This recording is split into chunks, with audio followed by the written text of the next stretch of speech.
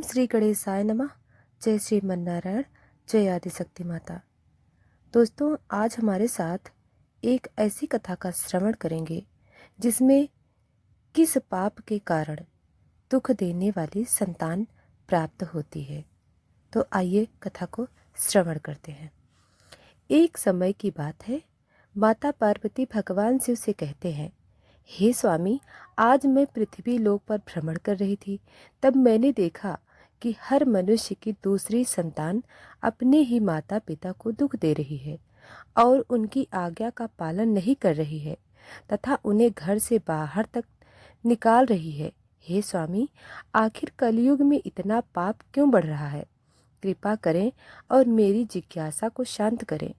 तब भगवान शिव कहते हैं, हे देवी पार्वती, अभी कलयुग चल रहा है और जिस घटना की आप बात कर रही हैं वह एक गाय का ही श्राप है, जिस कारण से मनुष्य की संतान आज उन्हें दुख दे रही है। तब माता पार्वती अत्यंत उत्सुकता के साथ कहती हैं, हे स्वामी, वह कौन सा श्राप है और क्यों दिया एक गाय ने मनुष्य को श्राप?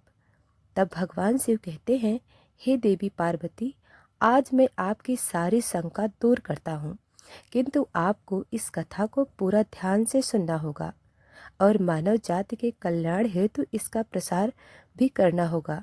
जो भी स्त्री पुरुष इस कथा का श्रवण करेगा उसके सारे पाप नष्ट हो जाएंगे और उसे मुक्ति मिल जाएगी और उन पर मेरी कृपा दृष्टि सदैव बनी रहेगी। तब माता पार्वती कहती हैं, हे स्वामी, मैं ऐसा ही करूँगी। मेरा सौभाग्य है जो इस कथा का श्रवण करने का अवसर आज मुझे मिला है। फिर भगवान शिव कहते हैं, हे देवी पार्वती, इस विषय में अब हम आपको एक प्राचीन कथा सुनाते हैं, आप ध्यान से सुनो। फिर भगवान शिव कहते हैं, कथा को सुनाना प्रारंभ करते हैं। पूर्व काल की बात है, तभी कलयुग की शुरुआत होने वाली थी और कलयुग का असर मनुष्य के जीवन पर पड़ रहा था। तुंगभद्रा नदी के तट पर एक उत्तम नगर बसा हुआ था। वहाँ सभी वर्गों के लोग अपने अपने धर्मों का पालन करते थे और सत्य एवं सत्कर्म में लगे रहते थे। उस नगर में राघव नाम का एक ब्राह्मण रहता था, जो कि समस्त वेदों का विशेषज्ञ और सभी प्रकार के धार्मिक कार्यों में आगे रहता था। वह ब्राह्मण दूसरे सूर्य की तरह अत्यंत तेजस्वी जान पड़ता था। रघुवीर राघव धनवान ब्राह्मण होने के बावजूद भिक्षा मांगते हुए जीवन निर्वाह करता था। उसकी पत्नी का नाम सुभद्रा था। वह अत्यंत सुंदर थी, मानो स्वर्ग की अप्सरा हो, तथा उसका जन्म भी अच्छे कुल में हुआ था। फिर भी वह स्वभाव से बड़ी हठीली और क्रूर थी। उसे अपने सौंदर्य का बड़ा घमंड था। वह हमेशा ही दूसरों लोगों की निंदा किया करती थी, परंतु घर का काम काज करने में बड़ी ही बहादुर थी। वह अत्यंत कंजूस भी थी। फिर भगवान शिव कहते हैं, हे देवी पार्वती, उसे झगड़ा फसाद करना, चुगली करना, यह सब तो उसके व्यसन थे। अपितु वे दोनों पति पत्नी बड़े प्रेम से रहते थे, फिर भी उन्हें कोई संतान नहीं थी। इसी कारण से धन जायदाद तथा आदि घर आदि कोई भी वस्तु उन्हें सुख नहीं जान पड़ती थी। कुछ समय के पश्चात उन्होंने संतान प्राप्ति के लिए एक धर्म यज्ञ किया। वे गरीबों को सदा गौ भूमि, स्वर्ण और वस्त्र आदि दान करने लगे। उन्होंने अपने धन का आधा भाग धर्म के मार्ग में खर्च कर दिया था। फिर भी उन्हें ना कोई पुत्र या पुत्री हुआ। इस कारण से ब्राह्मण बड़ी चिंता हुई। वह अत्यंत दुखी होकर एक दिन घर छोड़कर वन में चला गया। वन में चलते चलते वहां दोपहर के समय उसे प्यास लगी, इसलिए वह एक नदी के किनारे गया और वहां जल पीकर बैठ गया। संतान न होने की चिंता कारण उसका सारा शरीर सूख गया। वह अत्यंत कमजोर और दुखी रहने लगा, मानो जैसे कि उसके शरीर में प्राण नहीं हो। फिर भगवान शिव कहते हैं, हे देवी पार्वती, उस ब्राह्मण की पूजा पाठ और ईश्वर भक्ति को देखकर भगवान श्री हरि विष्णु एक सन्यासी का रूप धारण करके उसी नदी के पास जा पहुँचे। सन्यासी वहां आए, उन्होंने भी नदी में से जल पिया और दूसरी तरफ बैठे ब्राह्मणों को देखा। तब वह ब्राह्मण उस सन्यासी को देखकर उनके चरणों में मस्तक झुकाकर जोर जोर से सांस लेते हुए अपने सामने खड़ा हो गया। तब सन्यासी ने पूछा, हे ब्राह्मण, तुम क्यों रोते हो? तुम्हें कौन सी चिंता सता रही है? तुम शीघ्र ही मुझे अपने दुख का कारण बताओ। फिर ब्राह्मण ने कहा, हे मुनि, मैं अपना दुख क्या कहूँ? यह सब पूर्व जन्म के पाप का संचित फल है। मेरी कोई संतान नहीं है, इससे मेरे पितर भी दुखी हैं। मेरे पूर्वज मेरे दी हुई जलांश को जब पीने लगते हैं, उस समय उनकी दयनीय अवस्था देखकर मेरा हृदय विचलित होता है। देवता और ब्राह्मण भी मेरी दी हुई वस्तुएं प्रसन्नता पूर्वक नहीं लेते हैं। संतान के दुख से मेरा संसार सोना सा हो गया है। अतः अब मैं यहाँ इस नदी में प्राण त्यागने के लिए आया हूँ। संतानहीन पुरुष का जीवन धिक्कार के योग्य है। जिस घर में कोई संतान या कोई बच्चे न हो, वह घर भी धिक्कार देने योग्य है। निसंतान पुरुष के धन को भी धिक्कार है तथा संतानहीन कुल भी धिक्कार के योग्य है। मैं अपने दुर्भाग्य को कहाँ तक बताऊं? हे मुनि, मैं जिस गाय को पालता हूँ वह भी सर्वथा बंध्या हो जाती है। मैं जिस वृक्ष को रोपता हूँ उस वृक्ष को भी फल नहीं लगते। इतना ही नहीं, मेरे घर में बाहर से जो फल आता है वह शीघ्र ही सूख जाता है। जब मैं ऐसा अभागा और संतानहीन हूँ तो इस जीवन को रखने से क्या लाभ? इतना कहकर वह ब्राह्मण दुखी से व्यथित हो उठा और उस सन्यासी बाबा के पास फूट फूट कर रोने लगा। सन्यासी के हृदय में बड़ी करुणा भर आई। उन्होंने ब्राह्मण के ललाट में लिखे हुए अपने विधाता के अक्षरों को पढ़ा और सब कुछ जानकर विस्तार पूर्वक कहने लगा। तब सन्यासी ने कहा, हे ब्राह्मण, सुनो, मैंने इस समय तुम्हारा प्रारब्ध देखा है। उससे मालूम पड़ता है कि 7 जन्म तक तुम्हारी कोई संतान किसी भी प्रकार से नहीं हो सकती। अब तुम संतान का मोह छोड़ दो, क्योंकि यह महान अज्ञान है। देखो, कर्म की गति बड़ी प्रबल है। अब तुम विवेक का आश्रय लेकर संसार की वासना त्याग दो। हे वत्स, पूर्व काल में संतान के ही कारण राजा सगर और अंग को दुख भोगना पड़ा। इसलिए अब तुम कुटुंब की आशा छोड़ दो। इसी में तुम्हारी भलाई है, त्याग में ही सब कुछ का सुख है। तब ब्राह्मण कहता है, हे सन्यासी बाबा, विवेक से क्या होगा? मुझे तो जैसे बने वैसे पुत्र ही दीजिए, नहीं तो मैं शोक से मूर्छित होकर आपके ही सामने प्राण त्याग दूंगा। पुत्र आदि के सुख से हीन यह संन्यास तो सर्वथा नीरस ही है। संसार में पुत्र पौत्रों से भरा हुआ गृहस्थाश्रम सरस है। ब्राह्मण का यह आग्रह देख श्री हरि विष्णु रूपी सन्यासी ने कहा, देखो, विधाता के लेख को मिटाने का हठ करने से राजा चित्रकेत को भी कष्ट भोगना पड़ा था। अतः भाग्य ने जिसके पुरुषार्थ को कुचल दिया हो, ऐसे पुरुष के सामने तुम्हें पुत्र से सुख नहीं मिलेगा। फिर भी तुम हठ करते जा रहे हो। तुम्हें केवल अपनी स्वार्थ ही सूझ रहा है। अतः मैं तुमसे क्या कहूँ? फिर भगवान शिव कहते हैं, हे देवी पार्वती, अंत में ब्राह्मण को बहुत आग्रह देख सन्यासी ने उसे एक फल दिया और कहा, इसे तुम अपनी पत्नी को खिला देना। इस फल के बीज के कारण उसे एक पुत्र होगा।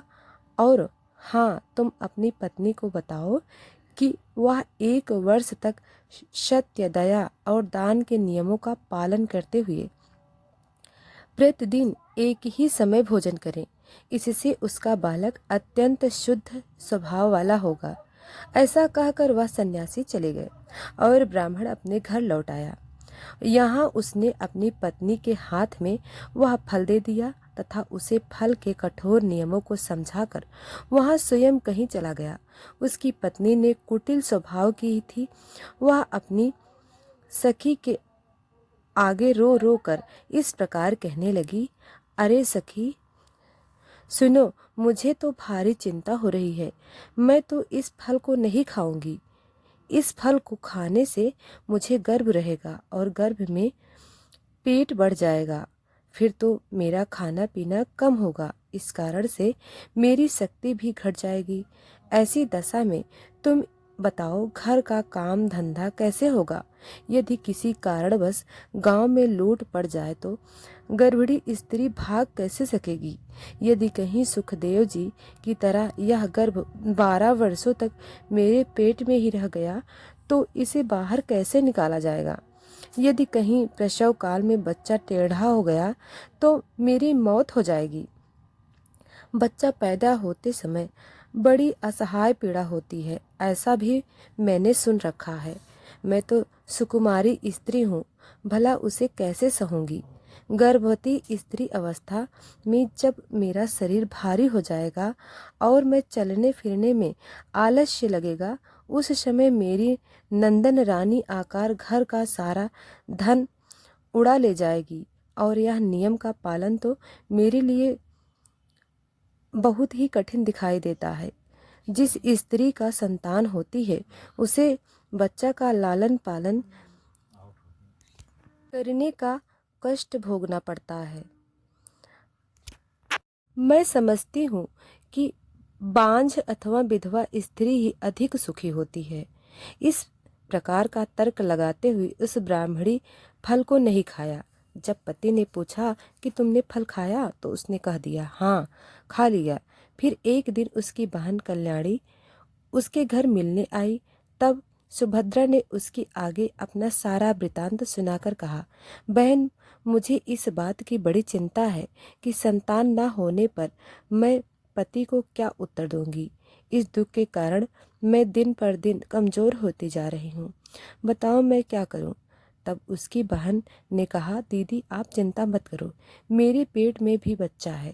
प्रसव होने पर वह बालक मैं तुमको दे दूंगी।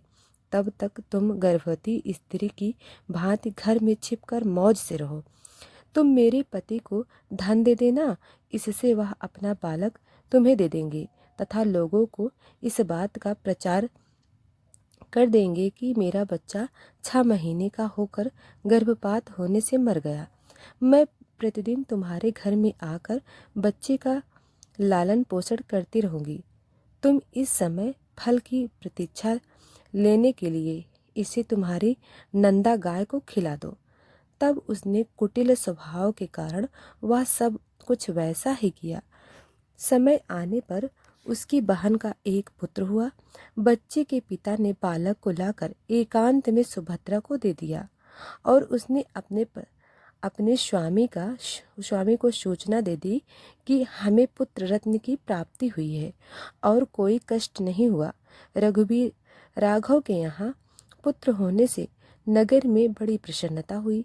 ब्राह्मण बालक का जात कर्म संस्कार करके ब्राह्मण को दान दिया। उसके घर में नाना प्रकार के मांगलिक उत्सव होने लगे। तब सुभद्रा ने पति से कहा, मेरे स्तनों में दूध नहीं आया, फिर गाय भैंस आदि अन्य जीवों से दूध से मैं बालक का पोषण कैसे करूंगी? ए जी सुनते हो, मेरी बहन को भी बच्चा हुआ था किंतु वह मर गया है।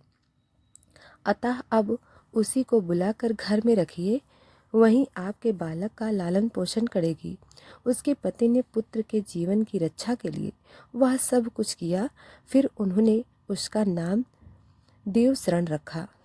3 माह बीतने के बाद श्री हरि विष्णु के फल के आशीर्वाद से ब्राह्मण की गाय नंदा ने भी एक मनुष्य के बालक को जन्म दिया, जो सर्वांग सुंदर, दिव्य, निर्मल तथा स्वर्ण जैसे क्रांति वाला था। उसे देखकर आत्मदेव को बड़ी प्रसन्नता हुई और उसने स्वयं ही बालक के सब संस्कार किए और आश्चर्य का समाचार सुनकर सब लोग उसे देखने के लिए आए और आपस में कहने लगे, देखो भाई, इस समय रघुवीर का कैसा भाग्य उदय हुआ है। कितने आश्चर्य की बात है कि गाय के पेट से भी देवता के समान रूप वाला बालक उत्पन्न हुआ है, किंतु दया योग से किसी को भी इस गुप्त रहस्य का पता न लगा। उस बालक के कान गौ के समान थे। यह देखकर रघुवीर ने उसका नाम गोकर्ण रख दिया।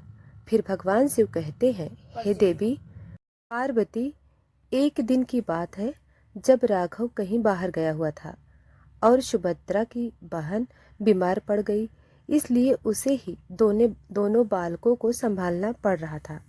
तभी उसने नंदा गाय का दूध निकालकर केवल अपने ही पुत्र को पिलाया और गोकर्ण को नहीं दिया। तब वह हमेशा गोकर्ण से द्वेष करती थी, उसे बहुत मारती पीटती थी और हमेशा अपशब्द कहती थी। उस दिन सुभद्रा के मन में विचार आया कि आज घर में कोई नहीं है, यही सही मौका है इसे ठिकाने लगाने का, क्योंकि भविष्य में गोकर्ण भी उसकी जायदाद का वारिस बनने वाला था, जबकि उसका ही पुत्र इस सारे धन का अकेला वारिस होगा।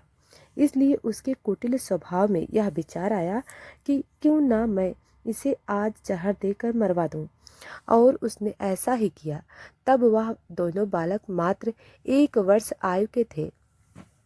फिर सुभद्रा ने गोकर्ण को उसकी मां नंदा के दूध में जहर मिलाकर उसे पिला दिया, किंतु वह तो स्वयं भगवान श्री हरि का आशीर्वाद था, इसलिए वह विष के कारण तड़पते हुए अपनी माँ के पास रेंगते हुए जा पहुंचा। नंदा गाय अपने पुत्र को ऐसी हालत में देखकर वह अत्यंत दुखी हो गई और उसने भगवान शिव का स्मरण करते हुए अपने बच्चे का विष हरने का करुण विलाप किया। तभी भगवान शिव के तेज के कारण वह बालक तुरंत ही ठीक हो गया और अपने माँ का दूध पीने लगा। भगवान शिव कहते हैं, हे देवी पार्वती, नंदा के अत्यधिक क्रोध में आकर उसने सुभद्रा के अपराधों को देखते हुए उसे श्राप दिया और कहा, हे ईश्वर, अगर मैं सत्यवादी हूँ तो इस संसार को साक्षी मानते हुए समस्त स्त्री जाति को यह श्राप देती हूँ कि अगर कोई भी स्त्री अपने या पराये पुत्रों में भेदभाव रखेगी या दूसरे के बच्चों को पीड़ा देगी तो उनके भी पुत्र उन्हें जीवन भर पीड़ा देंगे और उन्हें कष्ट देंगे। जब उन्हें सहारे की अत्यधिक जरूरत होगी तभी वे उनका साथ छोड़ देंगे। यह मेरा श्राप है। कुछ काल व्यतीत होने पर वे दोनों ही बालक जवान हो गए। उसमें गोकर्ण तो पंडित ज्ञानी हुए, किंतु देवशरण महादुष्ट निकला। वह तुच्छ अन्न का सेवन करता, क्रोध से भरा रहता, जीवों की हिंसा करना उसका स्वभाव हो गया था। वह हमेशा हथियार लिए रहता और दीन दुखियों तथा अंधों को कष्ट पहुंचाता। उसने वैश्या के कुसुंग में पड़कर पिता का सारा धन बर्बाद कर दिया। एक दिन तो माता पिता को खूब पीटकर वह घर के सारे बर्तन उठा ले गया। इस प्रकार धनहीन हो जाने के कारण बेचारा बाप फूट फूट कर रोने लगा और वह बोला, इस प्रकार पुत्रवान बनने से तो पुत्रहीन ही रहना अच्छा है। कुपुत्र बड़ा ही दुखदाई होता है। अब मैं कह रहा हूँ, कहाँ जाऊँ? कौन मेरा दुख दूर करेगा? मुझ पर बड़ा भारी कष्ट पहुँचा है। अब तो मैं इस दुख से अपना प्राण ही त्याग दूंगा। भगवान शिव कहते हैं, हे देवी पार्वती, इसी समय सत्यवान गोकर्ण वहां आए और वैराग्य का महत्व दिखलाते हुए अपने माता पिता को समझाने लगे। पिताजी, इस संसार में कुछ भी सार नहीं है, दुख ही इसका स्वरूप है। यह जीवों को मोह डालने वाला है। भला वहाँ कौन किसका पुत्र है और कौन किसका धन है? इनमें आसक्त होता है, उसे ही रात दिन जलना पड़ता है। इंद्र अथवा चक्रवर्ती राजाओं को भी कोई सुख नहीं है। सुख तो बस एकांतवासी वैराग्यवान मुनि को ही है। संतान के प्रति जो आपकी ममता है, यह महान अज्ञान है। इसे छोड़िए, क्योंकि मोह में फंसने से मनुष्य को नरक में ही जाना पड़ता है, और की तो बात ही क्या है। आपका यह प्रिय शरीर भी एक ना एक दिन नष्ट हो जाएगा, आपको छोड़कर चल देगा। इसलिए आप अभी से सब कुछ छोड़कर वन में चले जाइए। गोकर्ण की बात सुनकर उनके पिता रघुवीर वन में जाने के लिए मान गए और बोले, हे पुत्र, मुझे वन में रहकर क्या करना चाहिए, यह विस्तार पूर्वक बताओ। मैं दुखी आत्मा हूँ। अब तक कर्मवश स्नेह के बंधन में बंधकर मैं अपंग की भांति इस गृह रूपी अंधेरे कुएं में ही पड़ा हुआ हूँ। हे पुत्र, तुम निश्चय ही मेरा उद्धार करोगे। तब गोकर्ण ने कहा, पिताजी, हड्डी मांस और रक्त के पिंड रूप इस शरीर में अपनेपन का अभिमान छोड़ दीजिए, और स्त्री पुत्र आदि में भी ये मेरे हैं, इस भाव को सदा के लिए त्याग दीजिए। इस संसार को निरंतर क्षण भंगुर देखिए और एकमात्र वैराग्य रस के रसिक होकर भगवान के भजन में लग जाइए। सदा ही भगवत भजन रूप दिव्य धर्म का आश्रय ले लीजिए। काम भाव से किए जाने वाले लौकिक धर्म को छोड़िए। साधु पुरुषों की सेवा कीजिए। लोग भोगों की इच्छाओं को त्याग कीजिए तथा दूसरे के गुण दोषों का विचार करना छोड़कर निरंतर भगवत सेवा एवं भगवत कथा के रस का पान कीजिए।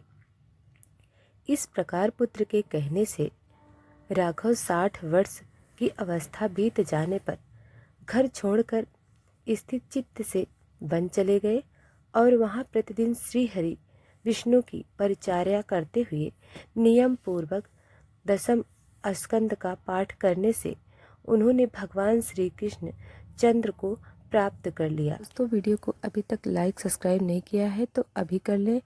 लाइक करें, सब्सक्राइब करें और शेयर करें। धन्यवाद।